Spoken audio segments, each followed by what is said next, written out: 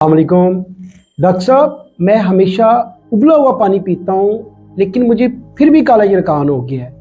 आइए हम आज देखते हैं आज की वीडियो में कि ये जो काला यरकान होता है ये कैसे होता है, या पीला यरकान क्या होता है और कैसे होता है।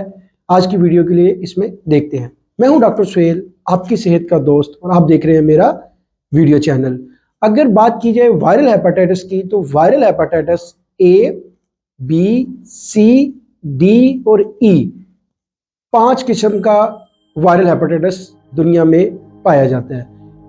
हेपेटाइटिस डी जो है वो लेस कॉमन है, लिहाजा आज हम डिस्कस करते हैं हेपेटाइटिस ए, बी, सी और ई को।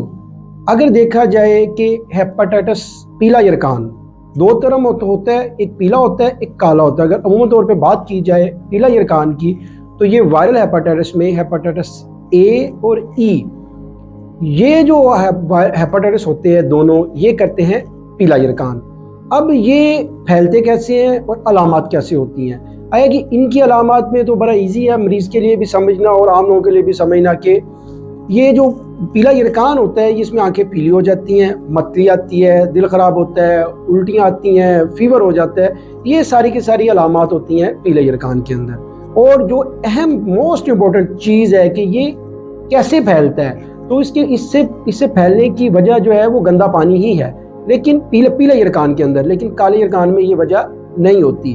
तो पीला यरकान को फैलने की लिए वजह जो है वो होती है गंदा पानी। तो इससे अगर देखा जाए कि हम पीले यरकान की अलामात भी हो गई, उसको पीले यरकान की वजह भी फैलने की होगी, तो उससे बचने का तरीका यही है कि हम जब भी पानी पिए, उबला हुआ पानी पिए। सादा पानी पीने की, जो टैप वाटर होता है, उसको पीने की ज़रूरत नहीं है। अगर हम घर से कहीं बाहर से भी पिए तो कोशिश करें कि उसको बोतल वाटर या मिनरल वाटर के तो जो पानी है वो यूज़ करें, ना कि हम एक टैप वाटर को यूज़ करें। अगर हम बात की जाए काले यरकान की, हेपेटाइटिस बी और सी दोनों को हम काला यरकान कहते हैं। अगर बात की इसकी अलामात की, तो ये खामोश कातिल होता है। जो काला यरकान है ये आपको नहीं बताएगा आपकी कोई भी अलामात। ये जब अलामात जाहिर होंगी तो तब तक बहुत देर हो चुकी होगी। इसलिए इसका टेस्ट करवाएं, ताकि पाकिस्तान में ये बहुत कॉमन है, लिहाजा हर इंसान को हेपेटाइटिस बी और सी का एक बार टेस्ट ज़रूर करवाना चाहिए। अगर इसकी अलामात की बात की जाए तो तब बहुत देर हो चुकी होगी, लेकिन स्टिल इसकी अलामात आएंगी। मरीज़ को खून की उल्टियाँ आती हैं, काले पखाने आते हैं, पेट फूल जाता है या बेहोशी तारी हो जाती है। इस तरह की कोई भी अलामत होती है तो वो काले यरकान की होती है। लेकिन उस वक्त तक उसका जो जिगर होता है वो काफ़ी हद तक डैमेज हो चुका होता है। और अगर बात की जाए कि इसकी कि ये फैलता कैसे है, तो इसके फैलने में जो सबसे अहम चीज़ है वो हम नीडल, ब्लड और ब्लड प्रोडक्ट, इसकी वजह से इसको फैलने की वजूहत है कि कभी भी इंजेक्शन अगर लगवाएं ना लगवाएं तो प्रॉपर एक डिस्पोजेबल नीडल अपने सामने ओपन करके उससे इंजेक्शन लगवाएं। बार बार नीडल को यूज़ नहीं करें। दूसरे नंबर पे कभी भी शेव करवाएं बाहर से, तो उसे के जो ब्लेड लगाए वो आपके सामने ओपन करे और आपको उसके साथ आपके जो है ना वो शेव करे।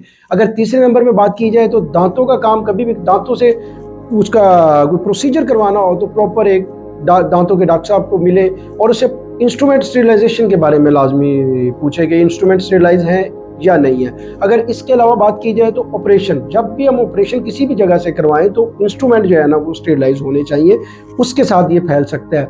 या अगर इसके अलावा बात की जाए तो खून की मुंतकली, ब्लड ट्रांसफ्यूजन, इससे काला यरकान फैलता है, या अज़दवाजी ताल्लुकात से काला यरकान फैल सकता है। लिहाजा इन तमाम चीज़ों से अगर हम परहेज करें तो हम काले यरकान से बच सकते हैं। अलबत्ता एक बार टेस्ट करवा लें। किसी भी फैमिली में अगर किसी फैमिली मेंबर को काला यरकान हो तो उसे चाहिए कि बाकी फैमिली मेंबर का भी एक बार टेस्ट करवा ले काले यरकान का। आज की वीडियो के लिए इतना ही, मिलते हैं नेक्स्ट वीडियो में। शुक्रिया, अस्सलाम वालेकुम।